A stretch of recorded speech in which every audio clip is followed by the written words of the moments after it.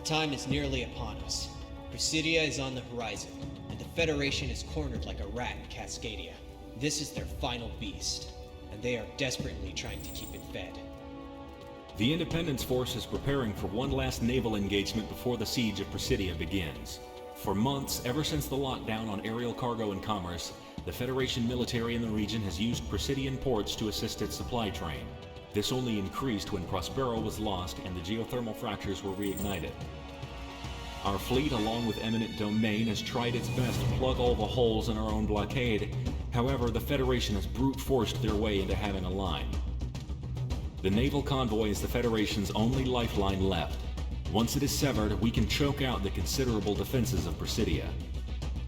However, there is also another objective to this. In Presidia's main naval harbor is the Federation's first naval battle crew. Its concentration within the harbor currently represents the strongest component of Presidia's defenses.